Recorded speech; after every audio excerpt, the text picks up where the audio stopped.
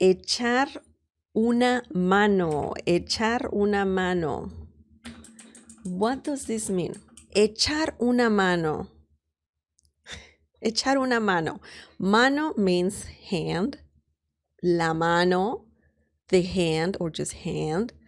Una mano, a hand, right? Echar is a verb and it means, you'll see, because I'm going to show you the literal translation of echar una mano. The literal translation is to throw a hand. That's the literal translation, but it doesn't mean that in Spanish, okay? This means to pitch in, okay? So to pitch in, just to help someone to do something. Echar una mano. Echar una mano. Echar means to throw. It's one way of saying to throw because you can also say aventar, okay? But echar is also another way to say to throw. Okay? Excellent. So now let's look at some examples. We should talk about echar in the future because it has quite a few meanings for sure. Echar de menos, for example, that's another common thing to say in Spanish, and that means to miss someone. Okay, so yeah, we will talk about echar. So stay tuned. Okay, so let's look at some examples using echar una mano. Todos echamos una mano para limpiar la casa. Todos echamos una mano para limpiar la casa. Hello, Leah. Yes, it's similar. Echar una mano is similar to, give someone a hand, lend a hand. I believe that's also similar to saying that to help, to help someone out. You want to help someone with something. So, echar la mano, to pitch in. For example, todos echamos una mano para limpiar la casa. This means we all pitched in to clean up the house. That's good. This is all about helping someone to do something. Okay, we're not talking about anything else other than that. Okay, todos, let's break this down. Todos means we, in this situation, we all. Todos. You can also say todos nosotros. That would be the literal translation of we all, okay? Todos nosotros, but it's too long. And I mean, if you want to say it, feel free to do so. It's correct. But if you want to, say just we all in a very short way, you can just say todos. Todos echamos. Echamos, we have the verb echar right here. Yo echo, tú echas, nosotros echamos, okay? So we all pitched in, but hang on, it's not complete. Echamos una mano. So keep in mind that you will have to conjugate this verb, and it's not a difficult verb. I'm just gonna double check if it's regular or irregular. It's actually regular. So it's a very easy verb to conjugate. It doesn't have any irregularities. So that's something good. That's something really good. Todos echamos una mano. We all pitched in. Para, to, limpiar.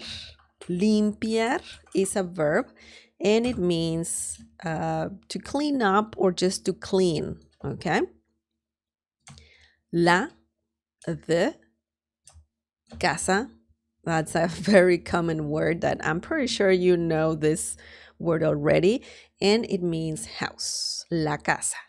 Todos echamos una mano para limpiar la casa. We all pitched in to clean up the house. Okay, so that is a very interesting thing, and it's a really good phrase to say. It's always good to help someone out if they need some help, for sure. And it's a simple example, and it's not too difficult to use. Once again, you only need to conjugate the verb echar. Now, let's look at the next example.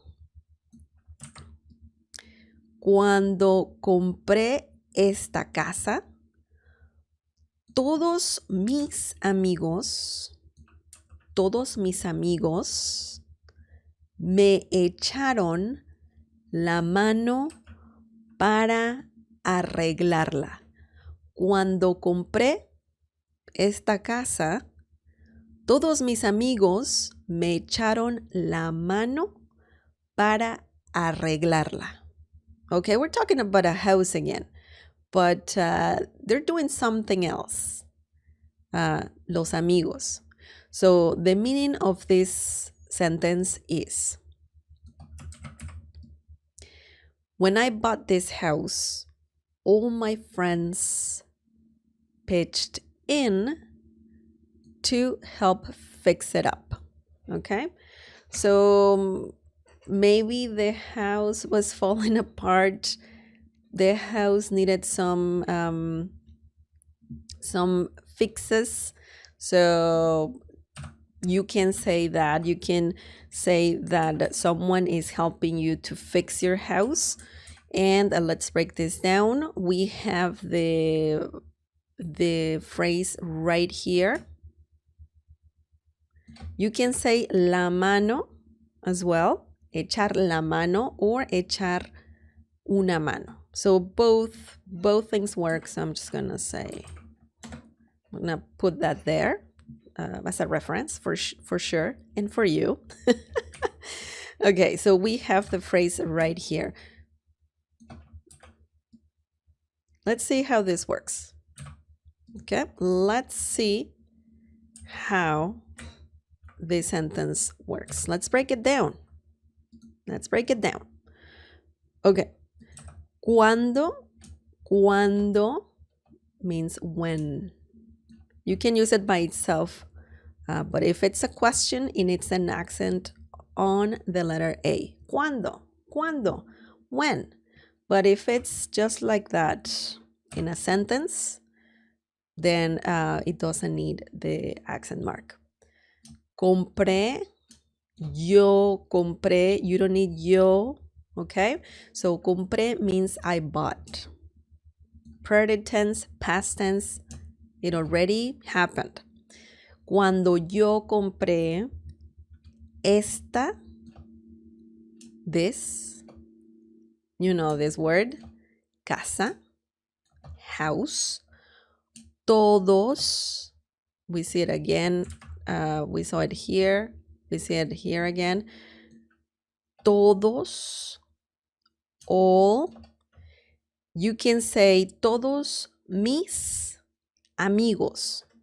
This phrase right here, todos mis amigos, means all my friends. Okay? You can change this to amigas, amigos, friends, masculine, amigas, friends, feminine. Okay? The singular form is amigo, masculine singular, amiga, feminine singular. Todos mis amigos, all my friends.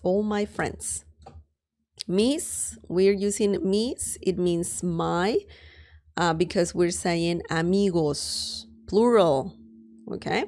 That's why we need mis amigos. Todos mis amigos, all my friends. Me echaron la or una mano, pitched in. Now, why are we using me and not something else. Why do we have me? Okay, why do we have me there? That's a question. That's a question. Do you guys know?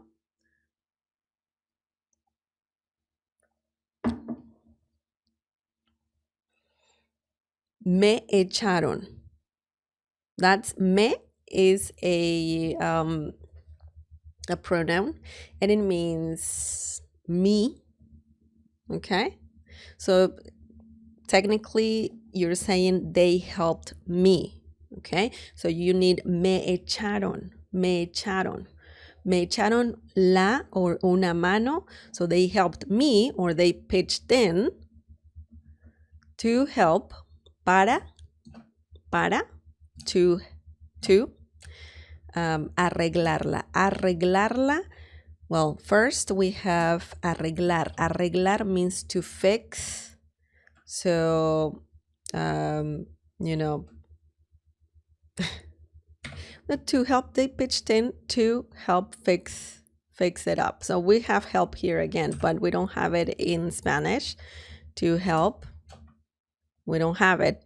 Para ayudar, you can have para ayudar a, you can add that, but you really don't need it. But if you want to be very, I want to translate word by word, sometimes it works, but sometimes it doesn't in Spanish. But technically you have help here, but we don't have it in this sentence.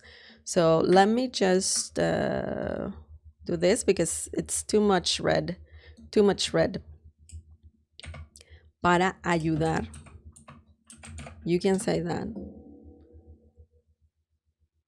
But it sounds redundant though, because you already have echar una mano.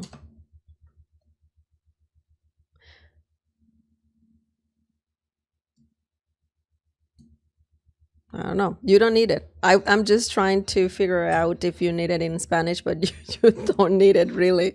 But yeah, arreglar means to fix. Okay, to fix it up. When you add la, you are talking about the house. So that's why it's similar to saying it. Okay, it's very similar to saying it. So it can be a pronoun, arreglarla. Just like you say arréglate, okay? Se arregla, me arreglo, te arreglas, okay? It's similar, but not quite. You're using pronouns other than personal pronouns, yo, tú, él, nosotros, ustedes, ellos. But when you say arreglarla, you are just referring to the house. Okay, so when you have it like that, arreglar, and then you add la, that means fix it up. Now, we are saying la because it's a feminine, arreglarla. Okay, so it's similar to saying her, it, but it's feminine. La is feminine. So that's why we have la.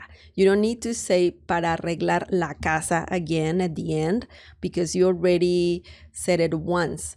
So it's very similar to it, how you use it in Spanish. It's pretty vague, but you don't repeat house all the time in this situation. And that's why we have arreglar la, to fix it up. Excellent.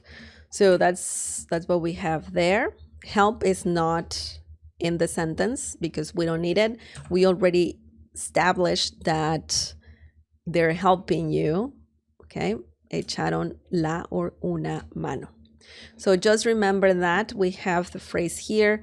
We have the phrase over here as well. Echar una mano or echar la mano means, to help someone out, to pitch in. That's what it means. And you cannot see the whole thing. I apologize for that. Just let me fix that for you. So many layers. There you go.